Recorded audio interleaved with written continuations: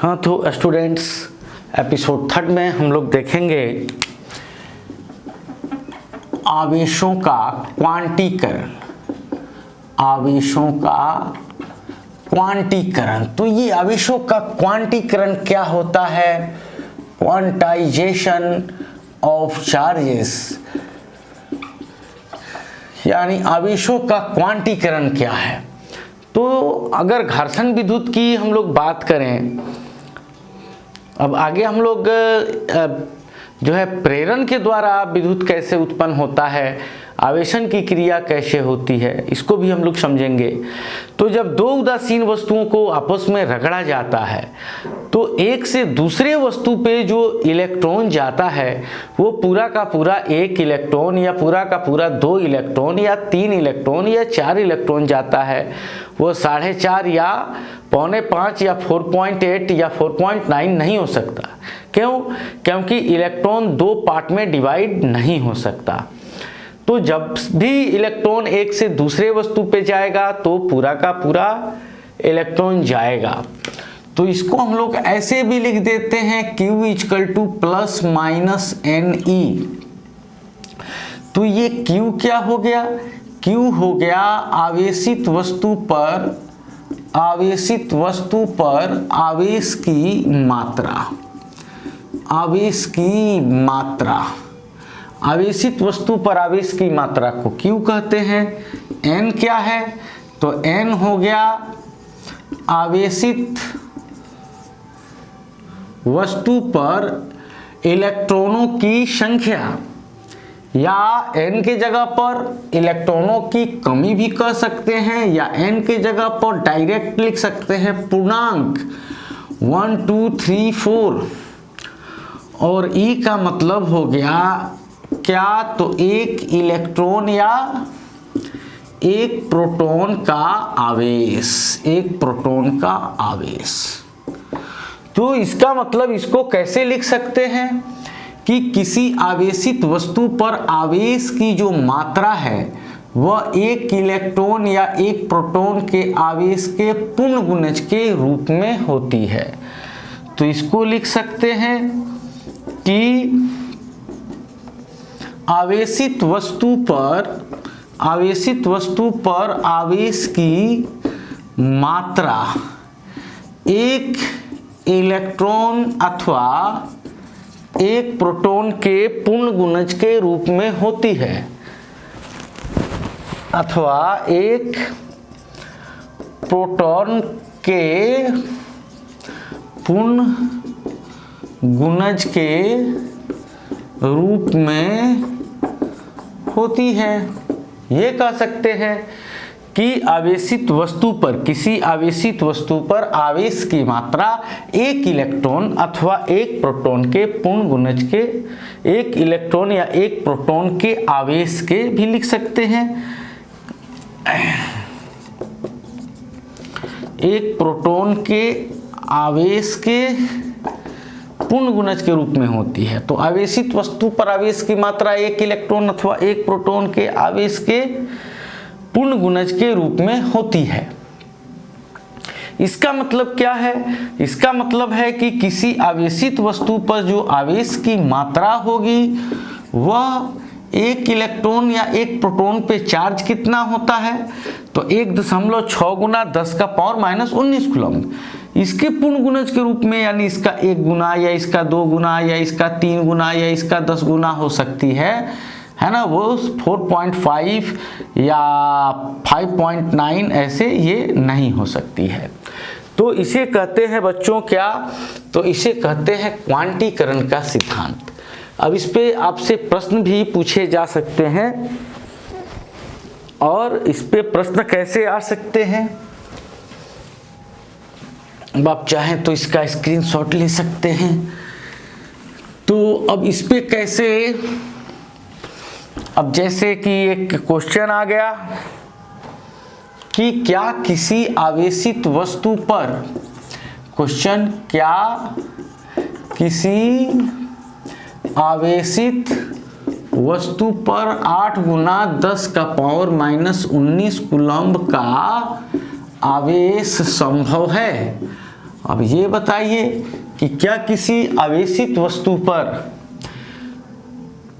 जो है इसका आवेश का मात्रा कितना, इतना, तो क्या दिया गया है, Q दिया गया है 8 × 10 का पावर -19 कूलम्ब। तो फ्रॉम क्या हो जाएगा, Q = Ne, तो Q हो गया कितना, तो 8 × 10 का पावर -19 N, E का वैल्यू 1.6, 10 का पावर -19 से ये कैंसिल हो गया, फिर ये 8/1.6 आया = N, तो 1.6 को 16/10 लिख सकते हैं, तो ये 10 चला जाएगा ऊपर, 16 5 जा 16 85, N = 5, तो 5 क्या हुआ, ये एक पूर्णांक संख्या हुआ। तो 5 इलेक्ट्रॉन इधर उधर हो सकते हैं, यानी 5 इलेक्ट्रॉन किसी एक वस्तु से दूसरे वस्तु पे जा सकता है, क्योंकि ये पूर्णांक है, 5 10 20 50 हो सकते हैं। तो ये क्या है, यस, ये संभव है, यानी किसी आवेशित वस्तु पर आवेश की इतनी मात्रा क्या है, तो संभव है। अब इसी पर अगर आपसे कोई पूछ दे कि क्या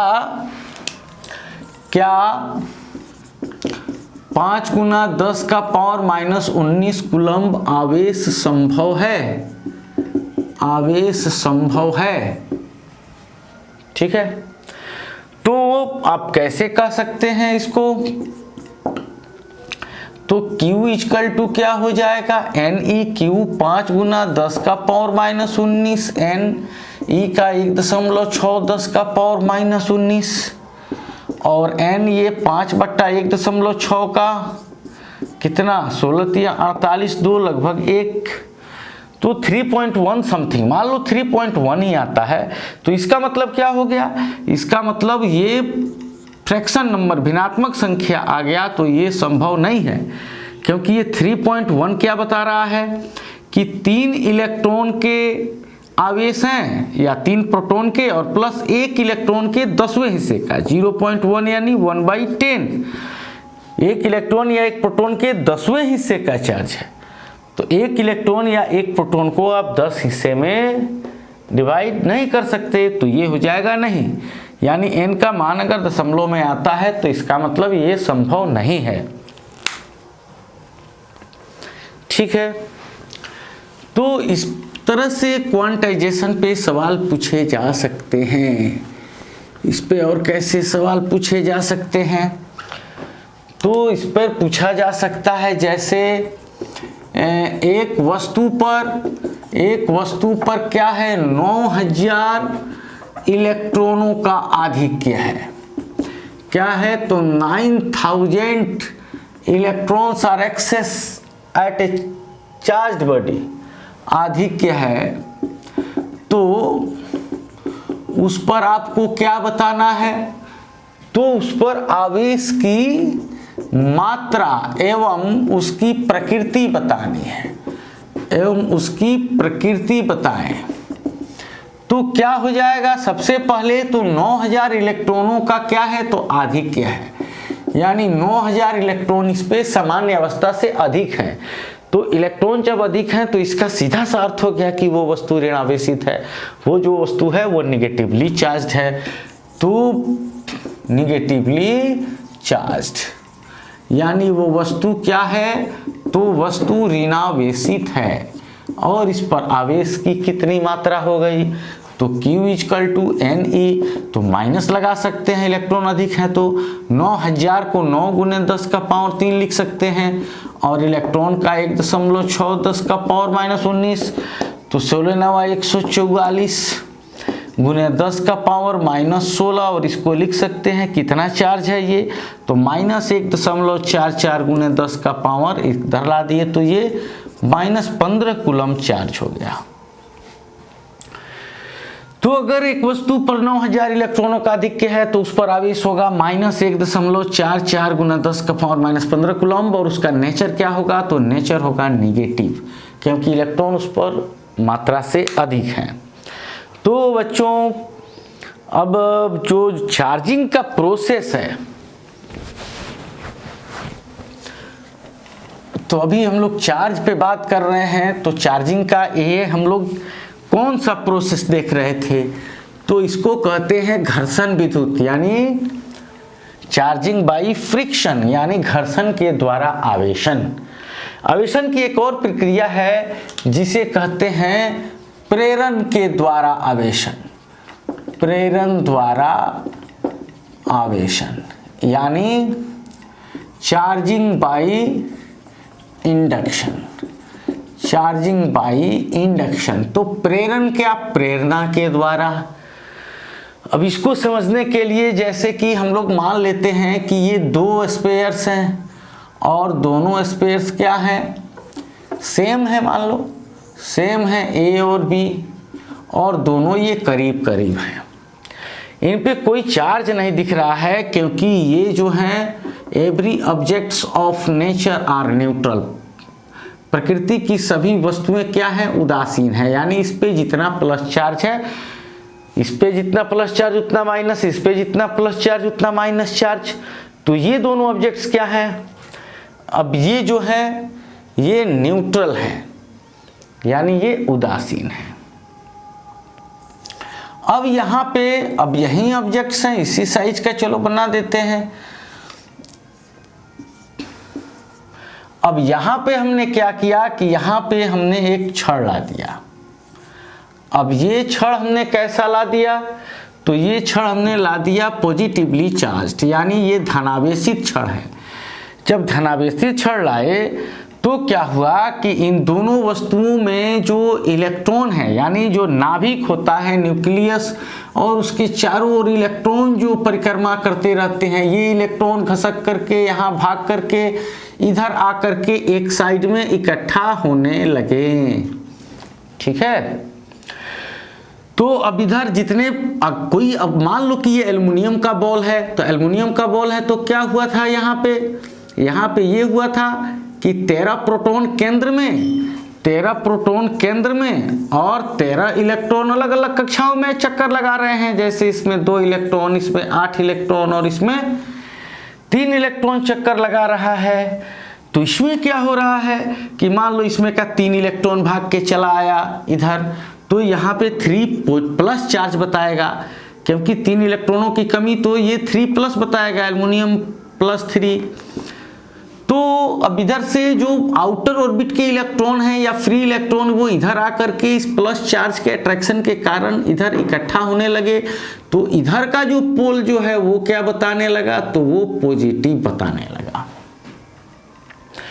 तो ये न्यूट्रल थे, अभी इसके फ्री इलेक्ट्रॉन्स एक साइड में चले आए, तो इलेक्ट्रॉनों की इधर कमी हो गई। इलेक्ट्रॉनों का कमी होना ही धनावेशन है, तो ये धनावेशित हो गया इस साइड में, और इस साइड में ये ऋणावेशित हो गया।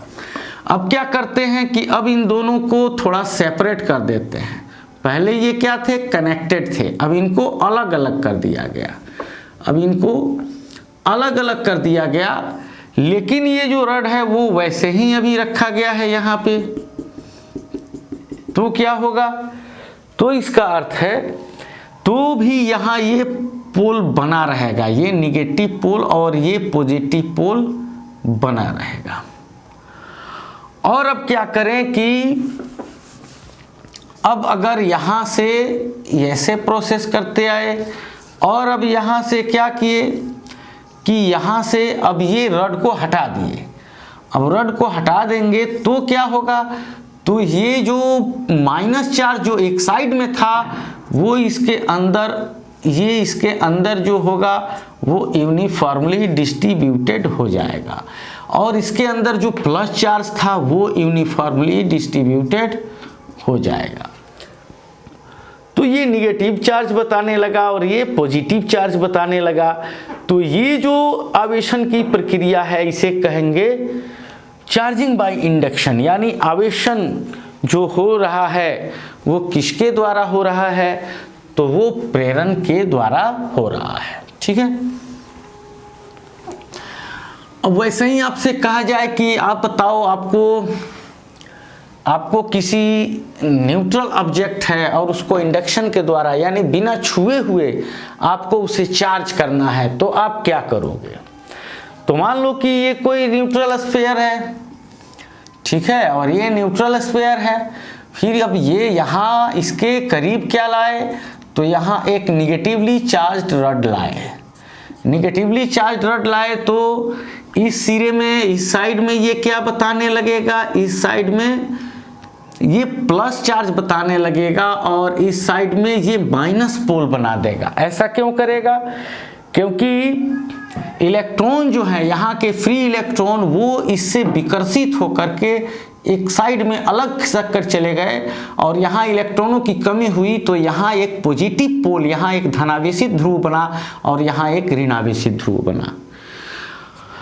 अब इसमें हम क्या कर देते हैं कि अर्थिंग कर देते हैं। तो यहाँ चूंकि इलेक्ट्रॉनों का डेंसिटी ज़्यादा है, घनत्व तो ज़्यादा है, इलेक्ट्रॉनों में विकर्षण हो रहा है, तो ये इलेक्ट्रॉन यहाँ से अर्थिंग में चले जाएंगे, अर्थिंग में चले जाएंगे इलेक्ट्रॉन यहाँ से।